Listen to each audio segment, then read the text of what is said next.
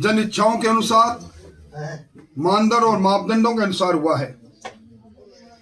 और मुख्यमंत्री भजनलाल जी ने शासन के विकेंद्रीकरण करने के लिए, क्योंकि संविधान के 75वें क्षेत्र में संशोधन के पश्चात पंचायत समितियां, जिला परिषद और ग्राम पंचायतों को पूर्णतः स्वायत्तता मिली, सीधा पैसा राज्य वित्त आयोग और केंद्रीय वित्त आयोग की सिफारिश पर उनके खाते में जाने लगा। इसलिए विकेंद्रीकरण करके छोटी ग्राम पंचायतें बनाकर विकास के नए पैमाने स्थापित करने का काम किया है। आपने देखा होगा पीछे सरकारों में जब प्रधानमंत्री सड़क योजना आई तो ग्राम पंचायत की प्रमुखता रखी। वसुंधरा राजे जी ने अपने कार्यकाल में अटल पथ से लेकर और हर ग्राम पंचायत पर सीनियर सेकेंडरी स्कूल हो। भैरव सिंह जी शेखावत ने अपने कार्यकाल में हर ग्राम पंचायत में पीने के पानी के खुद के स्रोत हो। मेरा कहने का मतलब है कि हर समय के अंदर सरकारों ने ग्राम पंचायत को केंद्र बिंदु मानते हुए विकास की कुछ आधारभूत संरचनाएं वहां तक पहुंचाने की जो संकल्पनाएं की थी, उसको साकार होने में अब और अवसर मिलेगा। ये अनूपगढ़ जहां सर्वाधिक राजस्थान की ग्राम पंचायत 24 ग्राम पंचायतें नई गठित हुई है। भूतों ने भविष्य यहाँ इन लोगों ने कल्पना भी नहीं थी। आज यहाँ आया हूँ। मैंने जिस इलाके में आंदोलन की आहट हमेशा होती थी, अब आंदोलन यहाँ दूर की कौड़ी हो गया। पहली बार 20 साल में लगातार 2 सालों में 4 में से 2 ग्रुप चले और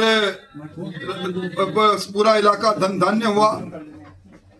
एक भी खाला आने वाले वित्तीय वर्ष में यहाँ कच्चा नहीं रहेगा। सरकार ने इसके लिए व्यापक बजटीय प्रबंधन किया। गंग नहर में फिरोजपुर फीडर के रिनोवेशन का काम पंजाब की सहमति से प्रारंभ हो रहा है और मैं समझता हूं कि आने वाले समय में चाहे यमुना जल की बात हो, चाहे राम सेतु जलबंध की बात हो, चाहे आईजीएनपी का पूर्ण उद्धार की बात हो और सिंधु घाटी का जो समझौता रद्द हुआ है 1960 का, और देश के प्रधानमंत्री जी ने कहा कि पानी और खून साथ साथ नहीं बहेंगे, उसका सर्वाधिक लाभ हम चूंकि हम कैचमेंट एरिया में राजस्थान को मिलेगा। अब राजस्थान पहले वाला राजस्थान नहीं, राजस्थान अब विकसित राजस्थान राज्यों की श्रेणी में शामिल हो गया। राजस्थान की जीडीपी बढ़ रही है, पर कैपिटा इनकम बढ़ रहा है, राजस्थान में इंफ्रास्ट्रक्चर बढ़ रहा है। भजनलाल जी के नेतृत्व में डबल इंजन सरकार ने राजस्थान में नीतिगत फैसले लेकर लगातार नीतिगत फैसले लिए। भजनलाल जी ने एक साथ 1 साल का 1 लाख नौकरियों का, सरकारी नौकरियों का कैलेंडर जारी किया। नई युवा नीति बनाई, नई रोजगार नीति बनाई और उसी का परिणाम है कि 35 लाख करोड़ का एमओयू हो जाना और 8 लाख करोड़ का एमओयू धरातल पर आ जाना। राजस्थान के अंदर अपराधों की कमी एनसीआरबी के आंकड़े कह रहे हैं और राजस्थान की जीडीपी में किसानों का, कृषि का योगदान बढ़ रहा है। इस देख बता रहा है कि यहाँ किसान खुशहाल है, नौकरियां मिल रही है, पारदर्शी तरीके से कार्रवाई हो रही है और जीरो टॉलरेंस पर भ्रष्टाचार की नीति पर भजनलाल जी चल रहे हैं। आज उसी कारण से इतनी बड़ी संख्या में इस सभा के अंदर लोग आए हैं। सर, आज अनूपगढ़ जिला बनाने की मांग एक बार फिर से दोहराई गई है। निश्चित तौर पर अनूपगढ़ जिला बनाने की मांग दोहराई है और पिछली सरकार ने अनूपगढ़ जिला बनाया, एक हाथ से लिया और दूसरे हाथ से निकाल लिया।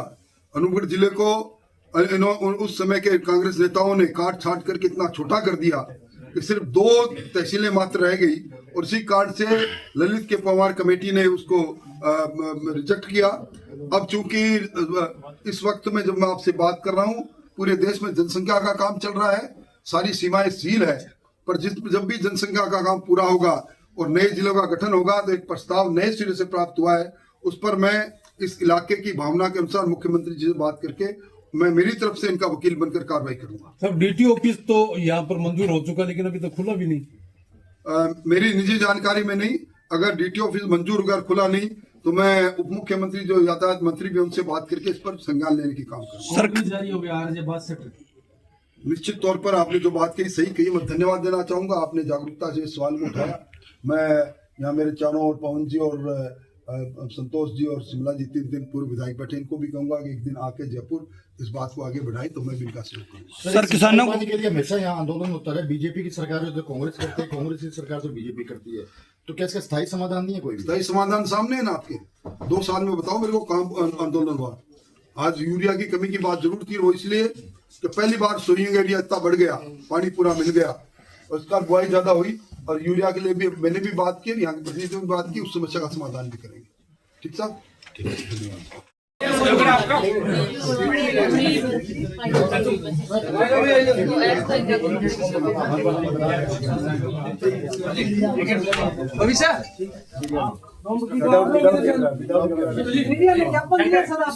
डिप्टी अध्यक्ष साहब, मीडिया निकलने तो बंद मीडिया के लिए आवाज उठाने वाला